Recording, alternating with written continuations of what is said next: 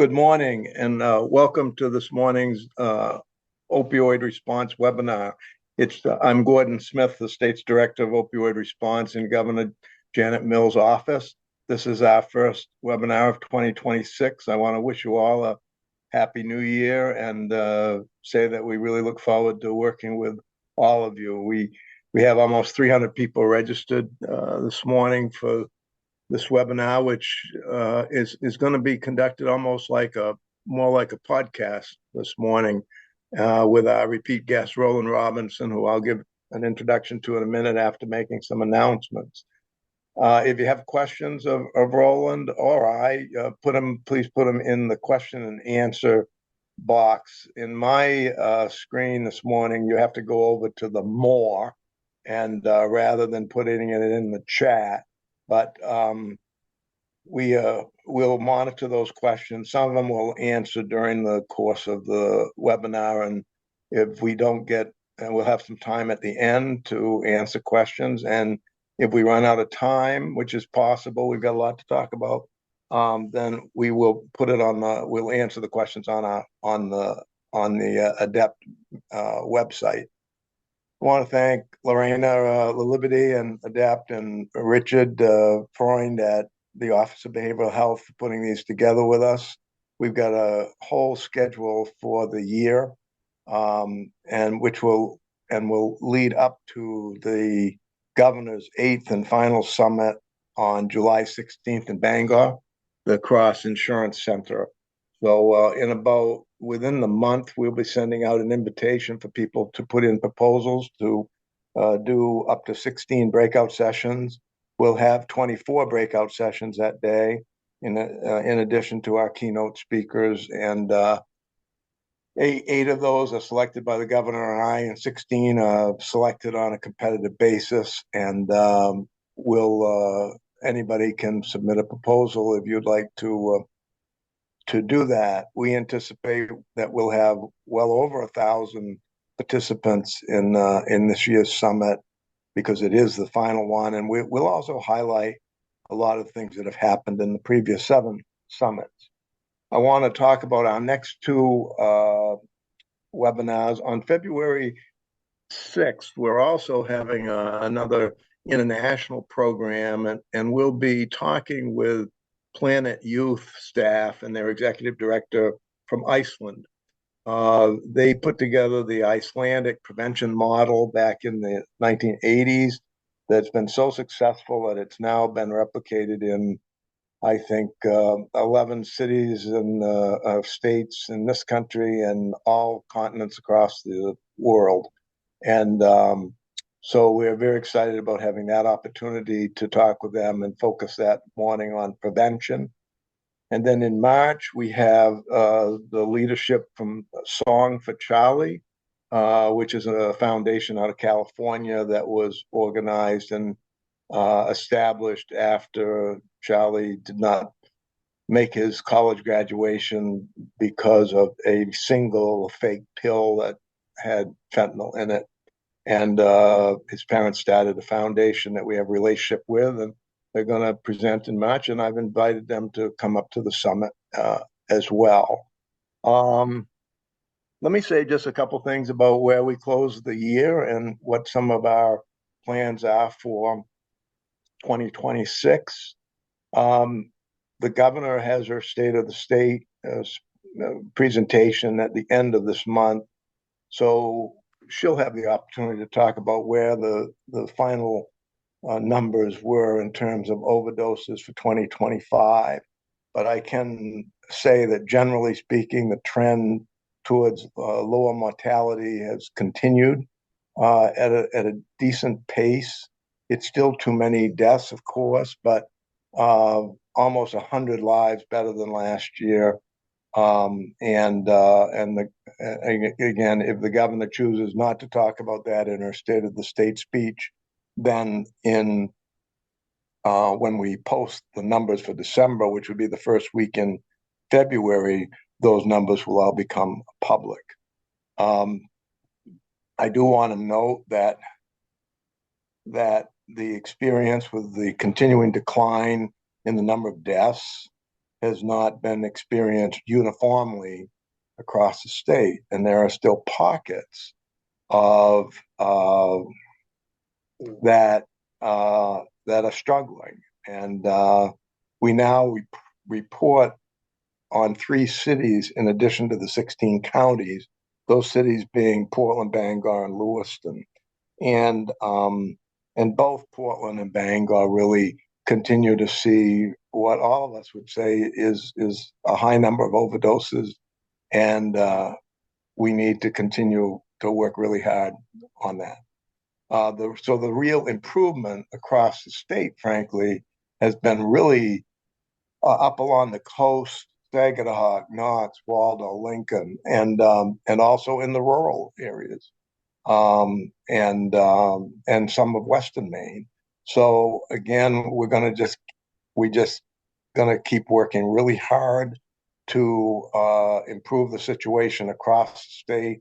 But there's going to be a lot of focus on our service centers because they are struggling the most currently. In terms of our plans for the year, we want to be able to keep in play all the things that are happening that we think are contributing to the decline in mortality. That certainly includes our very active options program, both the media program and also our 32 behavioral health liaisons on the ground every day, assisted by 7 recovery coaches, and helping people in any way that they can. We also will continue to distribute prodigious amounts of naloxone. I think we're probably up at 800,000 since we started this campaign in 2019, and that undoubtedly is having a positive impact. We spend a lot of time with Dr. Das Gupta down at the University of North Carolina Drug Lab, thinking about, well, what is really producing this decline nationwide. There was a release from the federal CDC this week that showed a continuing decline through August of 2025 in virtually every state except for 4 states. And I don't think there's any really commonality. I remember, I think Kansas was in there, or Arizona. So it's hard to know what's happening in those states that is making that experience different than the other 46 states. But again, a lot of positive things are happening. There is no question but what some of the federal activities put some of this at risk, some of our positive activities at risk. And we're just going to work as hard as we can to do what we can in Maine, and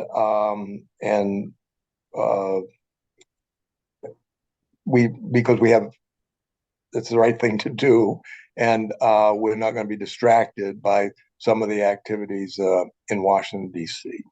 So with that, I appreciate the chance to work with all of you. As again, I hope to see many of you at the summit on July 16th. Please continue to join us for these webinars, and we've got well over 100 people participating right now.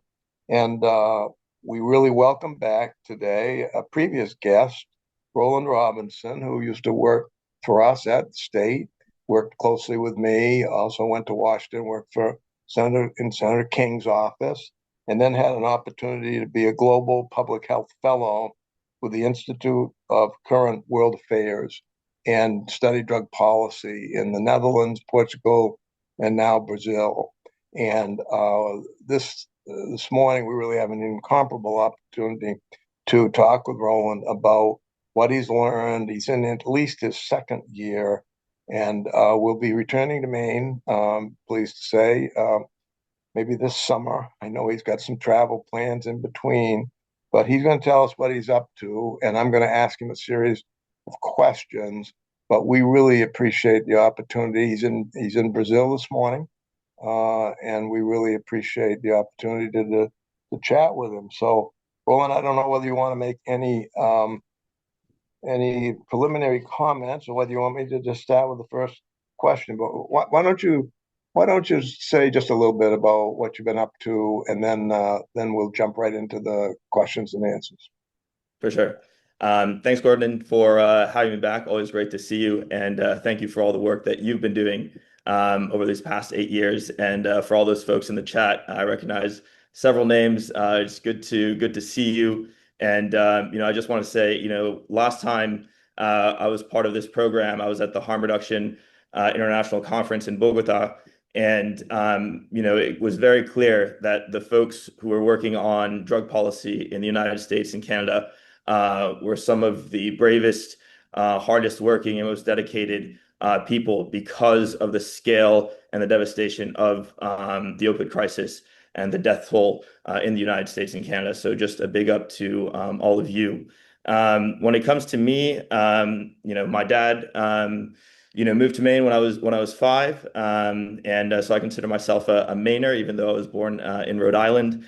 And the opioid epidemic for me is a personal story. I had two family members who were heroin, fentanyl, opioid dependent.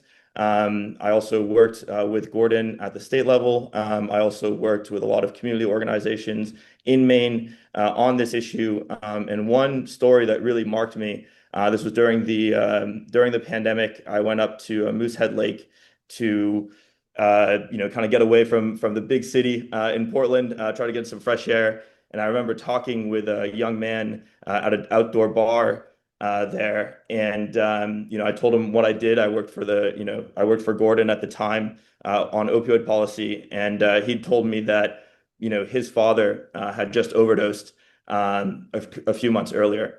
And I just we sat in that silence for a few moments, and the weight of the opioid epidemic really fell on me at that point, even though I had personal experiences with my family. And after that conversation, I really asked myself, what can we do better? And that is what kind of has driven me through this fellowship experience through the Netherlands, Portugal, and Brazil to understand what we could do. But even before that, I spent a few months in Paris at the safe consumption site there and visiting safe consumption sites in Brussels as well to understand what can we do? Is this a solvable problem? And if it is, what are the steps to solving it so that we have less deaths, safer streets, and that's kind of what we'll be talking about today. So thanks again, Gordon, for the opportunity. Thank you, Owen, for giving us this time. Before launching into the first area of inquiry, I want to remind people that Rowland's opinions expressed today are his own, that these are not attributable to Governor Mills or myself or the Mills administration. We want Rowland to be absolutely frank and open with us about what he sees as some of the challenges and some of the opportunities. And I think it's important that I made that comment. So launching right into this, Roland, I mean, you have chosen today's topic, embracing public health as public safety, and you've used the term community values in that. What do you mean by that? Yeah, for sure. So I feel like a lot of the conversation around drug policy is usually kind of put into like a family values bucket, which is usually kind of a moralistic one, where we kind of abstinence based, kind of talking points, and then on the other side, there's kind of like the individual rights. A person has a right. This is kind of more of the hardcore harm reductionist view of people have a right to use, or we should really be focusing on the individual who is using first and foremost. And one of the things that I learned, especially in the Netherlands, but also in Portugal, is that I feel like what's missing is the community aspect, right? That the opioid crisis is really impacting us at a community level. That is in the public spaces, where public parks. People are afraid to walk down the street. People are afraid to go out at night. Those types of things. So I think like that is something that is really important, something that as public health advocates we shouldn't shy away of talking about, because I think currently the current rhetoric is that when there is insecurity on the streets or in public parks, or people don't feel safe having their daughters walk home, that the automatic response should be more police on the streets, more law enforcement, right? And what I've learned is that actually in the two countries where I saw the least law enforcement, in the Netherlands and Portugal, that is where people felt the safest walking around the streets, and that is because of their investment in public health. And so when I talk about public health, right, what do I actually mean, right? I'm talking about housing first programs that allow people to get housed even if they are still using drugs. I'm talking about low barrier treatment when it comes to the opioid crisis, specifically methadone and buprenorphine, and continuing to allow people to access treatment even if they are still using other drugs. And then also reintegration into society. So this is a bigger topic that can involve decriminalization, but does not have to, right? The point is that even if somebody does get a criminal record, that they are able to access employment easily, and that might be through hiding that record from employers if it makes sense. That's what happens in the Netherlands. And then employment programs, making sure that people can really reintegrate into society. And when I say reintegrate into society, sometimes that can actually be a misnomer, right? Because for some of the folks that we are talking about, particularly if they've lived on the streets since early on, we're really talking about integration, right? And so, what that could also involve in terms of the integration into society, yes, is employment, but is also counseling and just, how to interact with people in a bookshop or in a business or that type of thing, right? So I think the last thing I'll point out here is that public health is a lot more efficient when it comes to taxpayer dollars than a law enforcement approach. And we can jump into those numbers later. But I think the community, tax dollars are collective dollars, right? They're community dollars, right? And so we should be judicious about how we spend them. So that's kind of why I chose the name, and I'm happy to dive into it more. Well, thanks. I think we do give a lot of thought to where public health meets public safety, and it's the issues that you've described in terms of housing, employment, people with a felony conviction. We feel that in Maine every day.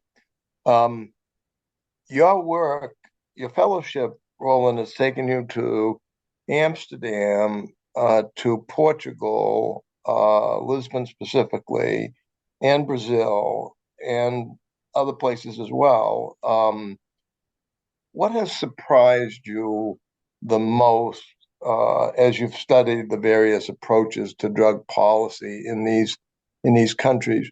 You had a strong interest and a good knowledge when you went. As you say, you had visited safe use sites in Paris and other places. So you didn't go with a blank slate. But what Mhm. I know from talking to a colleague in Central Maine who's probably on this call that when she traveled to Portugal, she came back with a complete different opinion about how we ought to be doing things. Yeah. What was happening in Portugal was not what she anticipated. Um, Mhm. but what surprised? What have you learned, and what surprised you the most in in this opportunity that you've had? For sure. Yeah, Portugal, happy to go in there. I think both countries are really misunderstood by American progressive drug policy advocates. And I think the first thing, and I thought a lot about this question, um, is that drug use is not condoned in both countries. It's not a condoned, it's barely tolerated. Um, you know, People in the United States have a greater tolerance and acceptance for marijuana and cannabis use than in Amsterdam, the Netherlands, or in Portugal. And that's the softest drug, right? And so, I think that one thing when I left the United States and we were talking, I say we as the, kind of progressive movement, we're talking about, hey, we need to destigmatize drug use. And I actually might, I think I've come around to that question where I'm thinking that that might actually be the wrong way to go about things, right? I think that might be the wrong way to go about things, because it's going to be it's very hard to go up to a family member of somebody who is using drugs, who's maybe stolen from the family, who's caused other types of issues, and say, no, no, no, we should just be accepting their use and be more accepting of them. Same thing if somebody gets harassed on the street, or gets physically assaulted, and saying, no, we need to, it's okay. It's their use, they should be allowed to use drugs, right? And what I found, and that's why I put the term community values, right, is and the Dutch were very clear about this in their official documents, right, where they're not going to base, the use of drugs in and of itself is not necessarily something that needs to be eradicated because it's existed across human civilization since the beginning. But drug use can never be an excuse for harming, or damaging other people or property, right? And so I think like the biggest thing that I've learned is that in these countries that have implemented these really progressive drug public health policies, they do not, condone, or even accept drug use, right? And if you look at the drug use prevalence in those countries, they're actually lower than the EU average. So they have the most progressive drug policies, but the lowest use, right? And so I think that's the other thing that when we're talking about, public health, progressive drug policy, that type of thing, we're not promoting more use. We're actually just ensuring that there's safe use, and with the goal, and the goal can still be less use and very much no public use, right? I think that's the other thing, which is important, and that's where the drug consumption rooms really come into play. But we can follow up on that later. I think the second biggest lesson for me is that this is a solvable problem. The opioid overdose deaths that we're having, the kind of folks who are living on the streets and causing issues there, because of the opioid crisis and how we're handling, or mishandling, their addictions. That is all completely solvable, right? We can get to a place like the Netherlands. We can get to a place like Portugal, right? And there's not a one silver bullet. It is a comprehensive set of reforms. And we can talk a little bit more about that, but I kind of said what those were at the beginning of the presentation when it comes to treatment, housing, reintegration, and so forth. But I'd say that those are probably the two biggest lessons that I learned. What about the role of treatment and potentially mandated treatment? You've been away for a while, Mhm. and there's been a real push by the federal government to suggest that we would just uh, arrest individuals using and frankly put them into institutions and mandate treatment. There have been a couple states that have had some experience with mandated treatment, but have you seen any mandated treatment in your international travels? I really haven't. I think it when it does happen, it's really in extreme cases. I think that, let's talk about cost here for a second, and let aside the moral, question of mandated treatment. Although everybody that I've spoken with as experts have said that mandated treatment is ineffective, in terms of changing that person's behavior. But even if we let go of that, I think, there's a stat here, that a hospital, what Riverview is, what, maybe $3,000 per day or something like that. I know a hospital stay is $1,000 per day, right? On the other hand, if you do permanent housing for somebody, that's $48 a day, right? And so I guess, and we see that when you give people permanent supportive housing with wraparound services, right, which will cost you about that $50 a day, people, naturally, reduce their use, right? And so, if the goal is changing people's behavior and kind of reintegrating them into society, making them use less drugs, those types of things, permanent and stable housing, even when they are still initially using drugs, is in my opinion the most effective and cost-effective solution. Yeah, and yet the federal government has taken on some of our supportive housing, has challenged some of our supporting housing money, and which has been disappointing. Um, the Gordon, there's a question in the Q&A that's relevant at this time about okay, the level of peer support in these countries. yeah, sure. Go ahead, Roland, if you can talk about the level of peer support. You know how much we've relied upon peers and peer support in Maine and our everything from emergency departments. We've trained over 2,000 recovery coaches. What kind of are you seeing that in these other countries as well?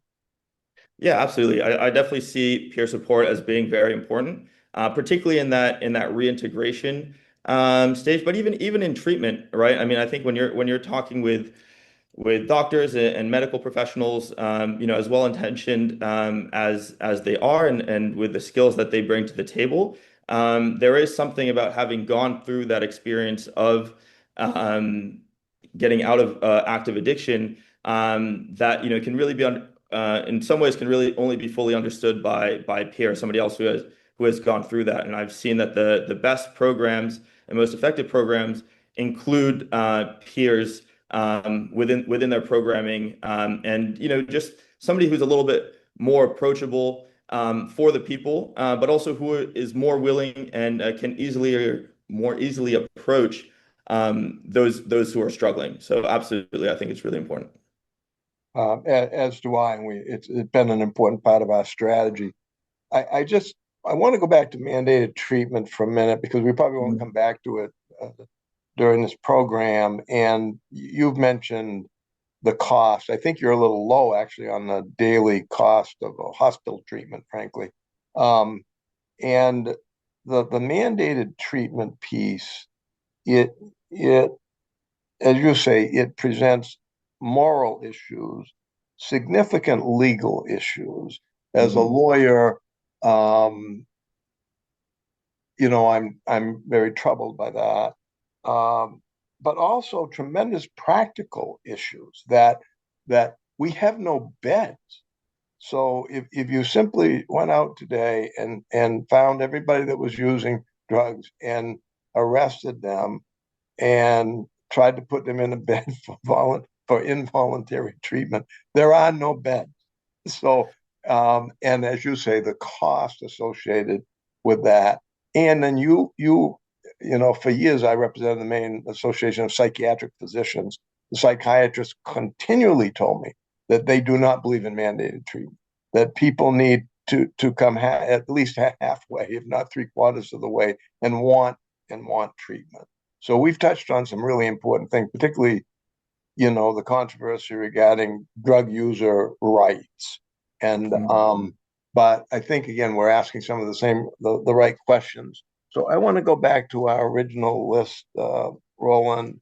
Um, what lessons have you taken and learned in these venues, these nations that you've been in, that you think are most important to share with us?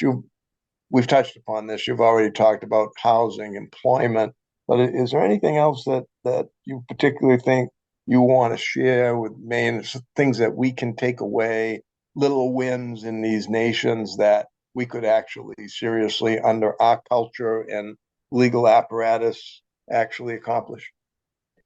Yeah, I mean, I think at risk of repeating myself, I would definitely say access to services, even when that person is still using an active use.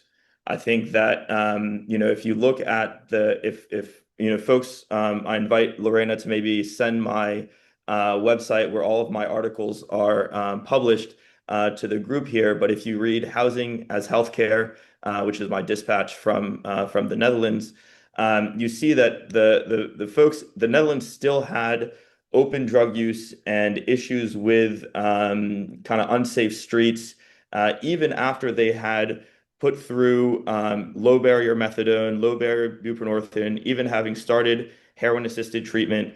All of that really did help, and that was really important. But that didn't solve the other problem. An individual is not just their disease, is not just their health condition, right? A person is where they can sleep at night, how they can make enough money to eat food and those types of things. So at risk of repeating myself again, I think that accessing services, even when somebody is still in active use, is probably the biggest sea change that somebody can do. And whether it's in Portugal or whether it is in the Netherlands, those took decades to be accepted. But once they were implemented, that's when you really saw the big difference and the reduction in crime and the reduction in use and those types of things. I think yeah, and then again, at risk of repeating myself, I just want to emphasize the fact that it's a comprehensive. So you have to have a comprehensive solution with all the things that I mentioned, and I want to point that out, especially for Portugal, where a lot of folks focus on Portugal and say, oh, they decriminalized and everything got better. Read the 1999 strategic heroin response report from the Presidential Commission. It is pages and pages and pages and pages long, and the decriminalization part is just a very small aspect to it. And also, decriminalization is actually a bit of a misnomer, because decriminalization, one might think, oh, police can't stop these people. And even if they do stop them, they can't do anything, right? And that's absolutely not true, right? So when police in Portugal find somebody who is using drugs, usually they're kind of getting in touch or arresting that person because they're already committing some other type of crime. If they have drugs on them, if that drug if the amount of drugs that they have on them is above a certain level, then they go through the traditional judicial process. If it's under a certain level, which is considered for personal use, those drugs are still taken from that person, right? Which is something that in Oregon didn't happen. The people were left with their drugs. So drugs are still taken away from that person because, again, these countries do not condone use. Moreover, that person then has to show up within 72 hours to a drug commission, right? Where where they speak with a psychologist and go through kind of the drug commission system, where they are based on a risk level of high risk, medium risk, and low risk. And depending on their risk level, then the drug commission board recommends either that they, okay, you use cannabis, or you use cocaine, but you only use it, once or twice a month. Doesn't seem to be impacting your day-to-day life. You still have good relationships with your friends and family, still go to work. Okay, just here's some good information. This is a check-in. Don't be stupid, and back out the door. If you're medium risk, it's like, okay, maybe you should get into some outpatient care, maybe talk to a therapist, that type of thing, right? And so these are voluntary.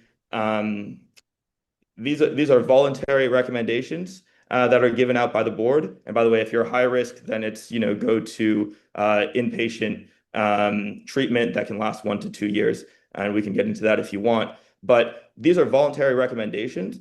But if the person does not agree to the board's recommendation, then there are still fines and potential for judicial action. So it's kind of like yeah, it's voluntary, but how about you go along with everybody, right? So I think that is worth remembering, because in whether it's the Netherlands or in Portugal, it's not some type of free for all, right? Folks who use drugs are still still have a set of rules that they have to abide by. Yeah, it's really fascinating. I've read a lot about their panels and the fact that you could even have a process that's that rigorous that in every such case, person meets with this panel and that assesses their level of risk and then sends them on their way depending upon the level of risk. That's certainly not decriminalization. It's, although the penalties are mostly on the civil side, Yeah, but correct. again, it's important that all these countries, it seems to me, have very comprehensive policies, and over here we're likely to hear just one piece of it, and Mhm. when it's really a much deeper story. And your ability to have actually spent time in the three nations, I think, helps you, you know, get below just the superficial and really take a look at what's happening there. Um, the the next question really um, goes as follows, that it's really a difficult time in the world. I think anybody in this country looking at it objectively would say this is it's an unprecedented time. A lot of some of the issues are driven by the global uh, drug cartel and the supply, and it just it's a difficult time for people. Have you Mhm. seen something in your travels, Roland, that gives you hope that around the world and in this country we can have a more positive approach to this issue that would bring people together and would help us get out of the current funk that we're in? Hey, thanks for that easy question, Gordon. Um, um, you know, yeah, I mean, I think I'm a perpetual optimist. But I think if while it's been very difficult, I must admit, watching what's happening from in the United States from outside, even though I'm not experiencing it firsthand. I think I draw inspiration from the folks who are on this call, and folks who are not on this call, but work in this field and have been fighting for the health of individuals and communities for the past 20 to 30 years, and haven't given up, right? And just because they're trying to hit us a little bit harder doesn't mean that we have to give up now. And so I think every single one of you is a huge inspiration for me, and I think we must remember that we are here together, and that we can count on one another. So I think that would be the first thing I want to say. The second thing is that I think that just as the militarization of immigration policy has shown what how insecure that makes our streets, at least from the reporting that I've seen, it doesn't seem to me that people are more secure because there are armed masked agents taking people off the street and stopping people randomly. And so, I think that one of the things that I think this is an opportunity for us to say, public health is a good option. Like we should be, rather than saying, oh, we just need a little bit less of that, we should say, no, this is wrong, right? We want more nurses, we want more treatment, we want more housing. And we have the data and the studies to back us up, and we shouldn't be afraid of that. And I think that people seeing how law enforcement, when that ideology is taken to its furthest extent, right? That we have these masked people, taking people from the street. That this is an opportunity to say, hey, let's take a step back here, and maybe not just say maybe we need less of that, but maybe actually reimagine how we look at safety in our communities, and the introduction of public health. And I will say, I think it's really important to note, law enforcement is part of the answer, and law enforcement is not something that, oh, we're going to do public health and law enforcement is not going to be part of the solution. Law enforcement is part of the solution. Whether I was in the Netherlands or Portugal, law enforcement was at the table. If you look at the housing as healthcare model that the Netherlands put forth, which was a very progressive, putting people in permanent housing, housing first, all of that good stuff that we love to talk about here. Well, that was the carrot, but there was also a stick, right? And the stick was, if you stay on the street, if you don't accept this housing, then we're going to put you to jail, right? And you actually saw an increase in a small increase in jails, in incarceration at that time as well, right? Because the goal for the Dutch state and for the Dutch society was to have clean streets, right? So I think law enforcement is part of the solution, and we need to, welcome that as well. And yes, it is about public health, but that doesn't mean that law enforcement isn't at the table and part of the solution as well. You've raised the issue of law enforcement, the role of law enforcement. We certainly believe that our public safety partners are part of our work in Maine. It's not us against them. We're all in this together. This important role for everybody. But how have you, now you're in Latin America, South America. How have you seen the role of law enforcement in the different countries? How is it in Brazil versus the Netherlands and Portugal? You've said that law enforcement is part of the solution, but how has it been different in those countries? For sure. I mean, I think it's really been staggering to be here in Brazil, which has some, homicide rates that are 5 times that of the United States. Violent crime, robberies that are also, very, very high, and where you have, military police with full military fatigues, patrolling the streets in their cars with the lights on. And you kind of have a truly militarized view of law enforcement. And then I also remember living in Washington D.C. before going on this fellowship, where you had police cars with their lights on, at different intersections of the city, and yet the places that are the safest are, in terms of crime, in terms of violent crime, are the Netherlands and Portugal, right? Where law enforcement was kind of barely visible, right? I mean, I'd spend maybe a week or two without seeing a police car in the Netherlands, certainly several days, right? And so I think it's seeing law enforcement rather as the primary tool for kind of solving our public safety issues, but as a kind of backup tool and backstop when the public health initiatives and public health policies don't work, right, or fail to work in some way. But so I'd say so I think it's just law enforcement is still there, but it's just seeing them as kind of a backstop rather than kind of the primary tool. And I think for those who follow my articles, I most recently wrote about the police raid in Rio de Janeiro, which happened in October, where 121 people were killed in the largest kind of military-style law enforcement operation of its kind in Brazil in modern history.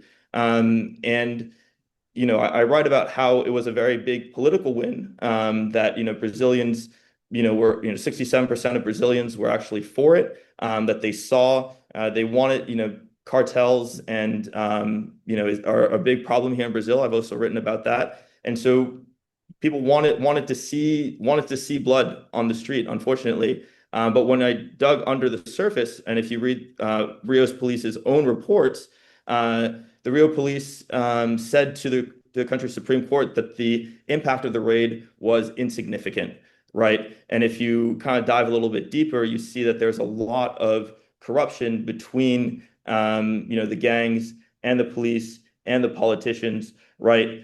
Because at least here in Brazil, cocaine makes so much money, and you have most of the population, which is maybe a quarter of the population, which is under the UN poverty line, that amount of money can pay you a lot of things, including politicians, including police. And the Rio's public law enforcement budget is twice that of its education budget. And so you see armed personnel carriers, kind of going into these favelas, doing raids on a weekly basis, while, the schools in which kids are trying to go to school in aren't bulletproof. And so they're getting shot in schools, right? So I think here in Brazil, I've kind of seen the opposite of that, of like when you really put law enforcement as the first and primary solution, you get some really nasty results.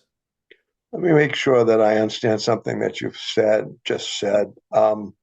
So it's the state of Rio de Janeiro. It's a part of the country of Brazil, but it's a state, more like the state of Maine and its relationship to the federal government. And they Yeah. spend more money on drug enforcement than they do educating their children. So the state of Rio, which is the capital is the city of Rio de Janeiro, but the state of Rio de Janeiro spends twice as much on law enforcement as it does on public education. That says a lot. Yeah. It does seem like I have read virtually all of your dispatches, and they're very well written and very lengthy. Yes. And they could probably make up a book by the time you get back.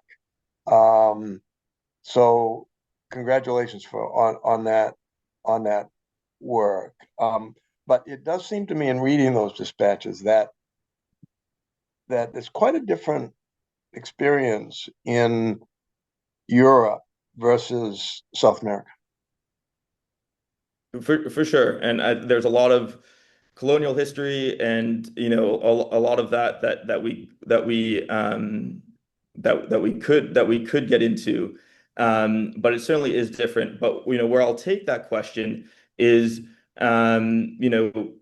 here, Brazil doesn't have an opioid crisis, never did. And what it does have is a lot of crack cocaine use, which we're seeing as well, in the Netherlands and Portugal and across Europe. Heroin is kind of less of a problem now, and opioids are less of a problem than crack cocaine is. But what I found interesting is, even when it comes to crack cocaine, even when it's done at a local level, these comprehensive public health policies that we talked about, housing, employment, those type of things, does work, right? So in my first 2 days in country, I went to Cracolândia, which is the largest open drug market in the world, actually, in Sao Paulo, Brazil, and where you have hundreds, if not thousands, of people using, buying, and selling crack cocaine. And I was talking with some of the folks there. I think the government is kind of taking a very strong law enforcement approach there, beating people up. And all that is doing is kind of pushing people to other areas. But the most interesting thing that I found is a project that they had in 2014, which was called Braços Abertos, which is open arms. And basically, at a municipal level, the city of Sao Paulo opened up a low barrier housing project. And I think I have the stats here. But 88% of people who were part of that program reduced their crack cocaine use by 60%, right? So that's, instead of using 42 rocks a week, you're using 17, right? And 70% of those that were part of the program ended up finding employment, right? And so, I think while we focus about, obviously in the United States, we're really focused about the opioid epidemic and what can we do to solve that? But what I found, what was interesting, is that the only difference there might be you don't really have MAT for crack cocaine, but when you implement kind of these other kind of wraparound policies outside of treatment, you do get that significant reduction in drug use, in public nuisance, and so forth. So I thought that was really interesting. I want to save a few minutes for questions, but so this will probably be the last question I'll ask.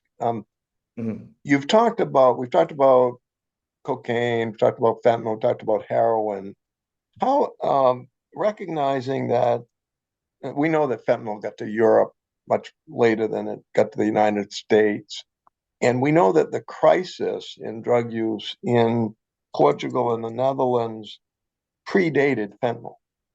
And so I'm wondering what difference the substance makes, fentanyl versus heroin versus crack, in these policies and how successful they are. For sure. So, I think that's a really great question because there is a difference. I think, and I've been thinking about this question. I mean, obviously, the amount of deaths that are happening in the United States would not be happening if it was heroin instead of fentanyl. 100%, right? And so I think we would also have seen more deaths in Europe were it fentanyl and not heroin. And I think that even with all the good programs that I just described, there would be more overdose deaths now than there currently are if there was fentanyl rather than heroin. And I actually think that that is something that the Europeans are really worried about right now because most of their heroin came from Afghanistan. Even while the US was in full control of Afghanistan, opium and heroin production were going full tilt. And I think there's some, pretty decent reporting about how there was, if not collusion, there was at least turning a blind eye to that while our troops were in Afghanistan. So the Taliban came in a couple years ago and completely shut down the opioid trade. And so that is reverberating across Europe where heroin quality has gone down. And there's this fear, which is starting to become real, of fentanyl kind of replacing heroin. And so you're seeing spikes of overdose deaths here and there. And so the substance really does make a difference in terms of the amount of deaths that you'll see. I think that in the it's a really great question when it comes to the United States of, if there weren't as many overdose deaths, right? Let's say if the overdose deaths were relative to, let's say if it was just heroin, would our focus still be on the overdoses or would it be more on kind of the public nuisance aspect, right? And I think because that's at the end of the day, that's certainly what kind of made the Dutch change their mind. It also is, to a certain extent, what made the Portuguese change their mind, although the overdose deaths were much more significant there. Just so folks have an idea, at the peak of the Dutch heroin crisis, about 0.25% of the population was using heroin. In Portugal, at the peak of the crisis in the 1990s, it was 1% of the population was using heroin. In the United States today, we have about 0.75 to 0.8% of the population using. So in Portugal, you actually had a relatively larger crisis than we have here today, but the number of deaths was lower because they were dealing with heroin and not fentanyl. And so, I think that one of the things that perhaps the spike in deaths has made us focus on it at the U.S. level on kind of stemming the deaths, right? The naloxone and those type of things, and maybe it has. I don't know this, so but I think perhaps what we should also be thinking about, in addition to reducing the deaths, which we need to through naloxone and overdose prevention, is also kind of going through those other public health aspects that we talk about, right? Because actually, I was talking with Chom, which these are Maine numbers, right? When somebody is permanently housed or is housed rather than unhoused, they're 47% less likely to overdose than when they're out on the street, right? And so I think that housing should also be seen as an anti-overdose method, and which would honestly, I think, probably be more effective than safe consumption sites. And I think the other thing that I would throw out there is that, I think low barrier MAT, when we talk about treatment, low barrier MAT, and kind of being less worried about if this is fully my own perspective, by the way. I'm just going to reiterate that for you, Gordon. But I would be less worried about if methadone and buprenorphine make it out on the street, right? If it's diverted in some way, I would rather somebody on the street use methadone or use buprenorphine than use fentanyl, right? Or use something that could be fentanyl, right? And so I think that when you're looking at how do we reduce overdose deaths? I think housing and easy access to MAT is key. And I will also say that at least for the Netherlands, they also did heroin-assisted treatment, and about 8% of their opioid-using population uses heroin-assisted treatment. This was something that only came out, decades after the peak of their crisis. But heroin-assisted treatment is basically used for the people who are kind of the hardest to treat. They've been on the street, 20 years. They don't want to get better. They don't want to reintegrate. They don't want to do these things. And so, heroin assisted treatment is a way to make sure that they stabilize and that they're not causing, kind of that public nuisance that we've been talking about that's driven Dutch policy for the past 30 years. Yeah, they've had a experiment similar in British Columbia and Vancouver that people can debate whether it was the success or failure of that experience. But the notion that people who really having a hard time getting better, we just give them the pharmaceutical equivalent of the drug they're addicted to and let it be. And I'll just add on to that, Gordon. I know we're running out of time, but when I was in Paris, this is a country that I have visited through this fellowship, but the state regulators would kind of turn a blind eye to doctors prescribing morphine sulfate for people because that is pretty close to heroin. And so, they would just kind of turn a blind eye to people doing that. And it was basically a safe supply methodology, right? And so when I was working or volunteering at the safe consumption site there, a lot of what folks would come in and use was actually morphine sulfate, right? I think we could have another hour long conversation about this, but when you look at safe consumption sites in the Netherlands, Portugal, or France, their primary use is not overdose reduction, right? That's why they're called drug consumption rooms. And the main point is to take public drug use off the street. And so, I think in Paris, they had one overdose there per year. And I think in the Netherlands and Portugal, it's pretty similar, right? And the idea of these rooms is more to get that type of activity off the street so that the streets are safer rather than primarily like overdose, to the scale that it is in the United States. Well, we are out of time. We're going to take any question, Richard, that's been submitted, and you and I and Roland and Lorena will work on that. We'll put it on our website, and we'll answer them in writing. Secondly, for those that have really had their appetite whetted by this discussion and would like to talk more about it, we have invited Roland to come up to the summit on July 16th. I'll be there. And we'll give him an opportunity to have a breakout session for 75 minutes where some of these more interesting global issues can be discussed. I think in closing, and thank you, Roland, number one, for giving us the time and your perspective. We're anxious to get you back in Maine and pick your brain even more. But I think it's fair to say that we have examined issues that, while we haven't used the term a lot of what you've described is harm reduction, is meeting people where they are and trying to get them to be the best version of themselves that day and use safely. And at the same time, I think it's really important, the other pieces of having treatment available when they're ready, and also to support them in their recovery for the rest of their life.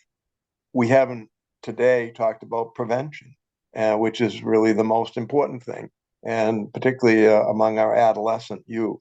And but that is going to be the complete discussion on February 6th when we have Planet Youth here from Iceland. And believe me, the Icelandic model of prevention is something that we'll be talking about. But the whole Nordic, I've read a book recently on drug policies in the Nordic countries. And while we tend to think of some of these, well, some of them are completely socialistic countries, Sweden, for instance, but their policies regarding marijuana particularly are really repressive. And so I take away from this discussion that, well, nobody's got this completely figured out, that what the best approach are, but there's clearly ways to keep people alive, to keep people healthy, to make the situation better in our communities. And that's what Rowland is really focused on with his community values discussion. So again, we'll close it out for today. Hope to see you all February 6th. We'll see Rowland in Bangor on July 16th. I know you're going to do some traveling in South America, so for goodness sakes, be safe. And so that we can see you in Bangor in July. And thanks for all of you who attended this morning, and hope to see you in February and see you in Bangor in July. Thanks a lot. Thanks so much for having me. You bet.